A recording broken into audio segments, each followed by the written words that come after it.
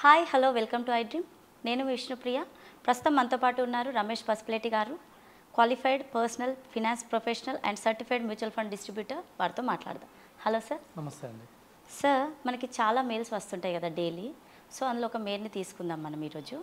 So ఏంటంటే తన name వచ్చేసి వెంకట్. తను ఒక మధ్యతరగతి వ్యక్తి. తన ఏజ్ వచ్చేసి 38 years.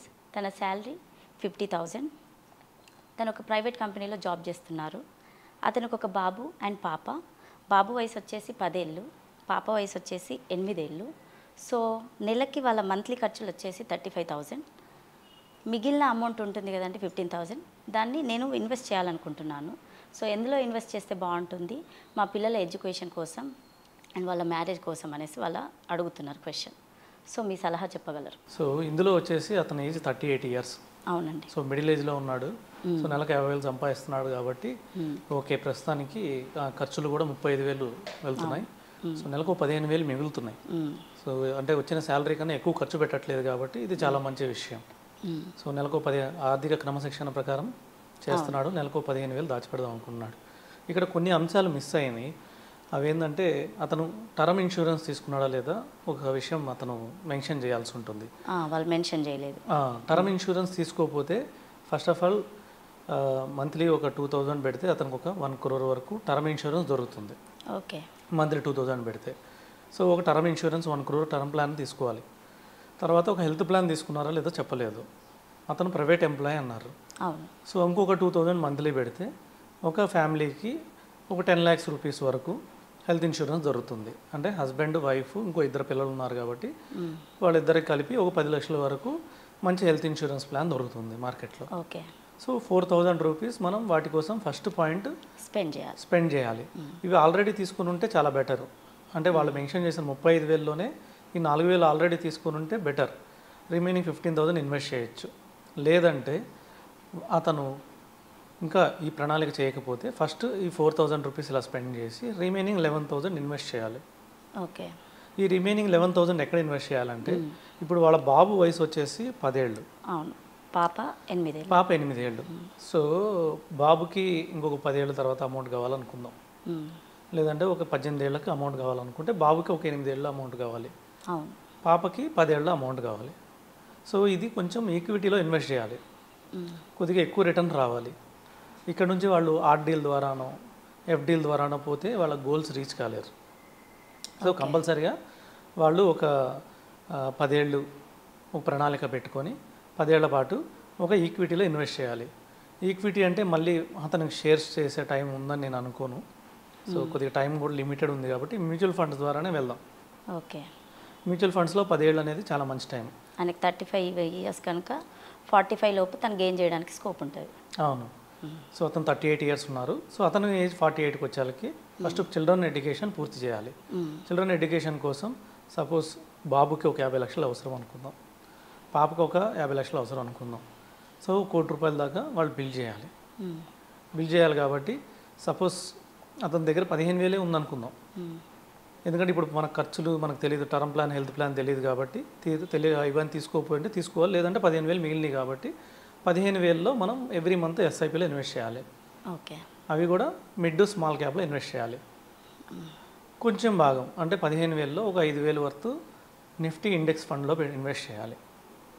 ఎందుకంటే అది లార్జ్ క్యాప్ ఫండ్, కొద్దిగా రిస్క్ తక్కువ ఉంటుంది నిఫ్టీ ఇండెక్స్ ఫండ్లో. అందులో మంచి కంపెనీ చూసి నెంబర్ 1 ఫండ్లో చూసి ఇన్వెస్ట్ చేయొచ్చు. ఓకే. అందులో కొద్దిగా రిస్క్ తక్కువ ఉంటుంది. ఒక 12 to 15% రిటర్న్ వస్తుంది. ఇంకొక ఫండ్ ఏంటంటే ఒక మిడ్ క్యాప్ ఫండ్లో ఇన్వెస్ట్ చేయాలి.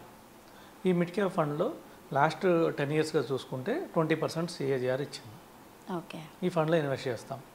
అందులో ఒక 5,000 ఇన్వెస్ట్ చేస్తున్నాం. ఇంకో 5,000 rupees స్మాల్ క్యాప్లో ఇన్వెస్ట్ చేయాలి.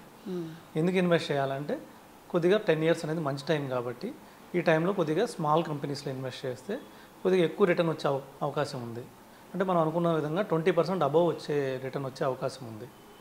ఈ విధంగా యావరేజ్ చేసి చూస్తే మనకి 15% రిటర్న్ వర్కౌట్ అయింది అనుకుందాం. ఓకే. అంటే లార్జ్ క్యాప్లో 12 to 15 కానివ్వండి, మిడ్ క్యాప్లో 15 to 20 కానివ్వండి, స్మాల్ క్యాప్లో 20 to 20% అబవ్ అలా వచ్చినా కూడా యావరేజ్ చేసుకున్న 15% వర్కౌట్ అయింది అనుకుందాం. ఓకే. సో వాళ్ళకి 10 years కంప్లీట్ అయ్యేళ్ళకి వాళ్ళ దగ్గర 60 lakhs ఉంటుంది అమౌంట్. ఓకే. అంటే 15,000 per year per month అంటే ఇయర్కి 1,80,000 రూపాయలు 10 సంవత్సరాలు 18 లక్షలు వాళ్ళు ఇన్వెస్ట్ చేస్తారు. అప్రాక్సిమేట్లీ అన్ని రిటర్న్స్ అంతా మంచిగా ఉంటే 15% మినిమం ఎక్స్పెక్ట్ చేసుకుంటే ఓ 50 lakhs ఫండ్ వాళ్ళ దగ్గర ఉంటుంది ఓకే. ఓ 10 yearsలో. కానీ 50 lakhs సరిపోతుందంటే సరిపోదు.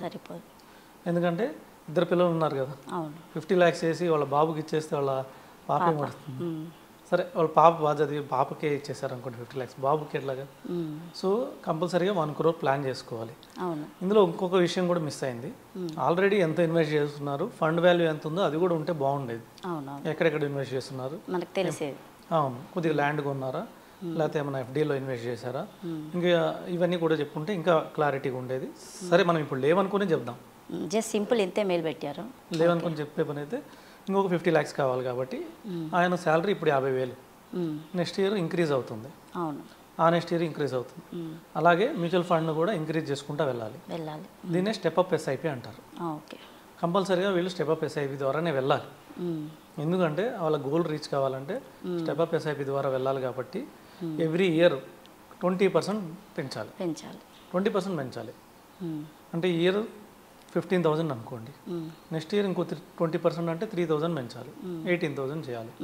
ఆ నెక్స్ట్ ఇయర్ 22,000 చేయాలి. ఎందుకంటే 18,000 మీద 20% పెంచాలి, 3,600 పెంచాలి, అంటే 21,600 చేయాలి 3వ సంవత్సరం. ఇట్లాగా ఎవ్రీ ఇయర్ 20% స్టెప్ అప్ చేసుకుంటూ వెళ్ళాలి. ఎలాగా అతను మిడిల్ ఏజ్లో ఉన్నారు కాబట్టి శాలరీ ఎవ్రీ ఇయర్ గ్రోత్ ఉంటుంది. గ్రోత్ ప్రకారమే మనం ఓ 20% మ్యూచువల్ ఫండ్ చేసుకుంటూ వెళ్ళాలి. ఎందుకంటే ఆయనకు ఉన్న గమ్యాలు, ఆర్థిక లక్ష్యాలు దగ్గరలో ఉన్నాయి, 10 ఏళ్లలో ఉన్నాయి. వీటిని చేరుకోవాలంటే కంపల్సరీగా ఇలా ఇన్వెస్ట్ చేయాలి, పెంచాలి. వీటితో పాటు ఇంకొక కొత్త మోడల్ వచ్చిందండి, ఇది స్లిప్ మోడల్ అంటారు. సిస్టమాటిక్ లంసమ్ ఇన్వెస్ట్మెంట్ ప్లాన్ అంటారు. ఓకే. దీన్ని డిప్ మోడల్ అని కూడా అంటారు. అంటే మార్కెట్ పడినప్పుడు డిప్ అయినప్పుడు కొద్దిగా ఇన్వెస్ట్ చేయాలి. Okay. Suppose Nifty mid cap ఒక 2% పడింది అనుకోండి, ఓకే, ఈరోజు ఒక 10,000 అందులో ఇన్వెస్ట్ చేయాలి. నిఫ్టీ స్మాల్ క్యాప్ పడింది అనుకోండి, ఒక 3% పడింది అనుకోండి ఈరోజు, అందులో ఒక 10,000 ఇన్వెస్ట్ చేయాలి. ఈ విధంగా ఆపర్చునిటీస్, మార్కెట్లో ఆపర్చునిటీస్ ఇప్పుడప్పుడు వస్తూనే ఉంటాయి. ఓకే. సో మార్కెట్ ఎల్లవేళ పెరగదు, పెరుగుతూ ఉంటుంది. ఏ రోజు అయితే ఎక్కువ పడుతుందో ఆ రోజు కొంచెం ఎక్కువ ఇన్వెస్ట్ చేయాలి. ఇలా ఇన్వెస్ట్ చేసుకుంటూ వెళ్తే ఆయన డెఫినెట్గా 1 crore రీచ్ అవుతాడు. ఎప్పటికీ 10 years ఓకే, కంపల్సరీ రీచ్ అవుతాడు. సో చెరువుకి 50 లక్షలు ఎడ్యుకేషన్కి పెట్టచ్చు. సరే, వాళ్ళంతా బాగానే ఉంది, ఇద్దరు బాగా చదివారు. తర్వాత ఆర్థిక లక్ష్యాల గురించి కూడా చూసుకోవాలి. తర్వాత ఆర్థిక లక్ష్యాలు ఏమున్నాయంటే, ఇప్పుడు అతని వయసు 38, ఇంకొక 20 ఏళ్ళు అతను రిటైర్ అవుతాడు. అవును. సో అప్పటికి అతనికి ప్రైవేట్ ఎంప్లాయ్ అన్నారు కాబట్టి పెన్షన్కి కంపల్సరీ ప్లాన్ చేసుకోవాలి. అవును. ఎందుకంటే పిల్లల మీద ఆధారపడలేదు. ఓకే.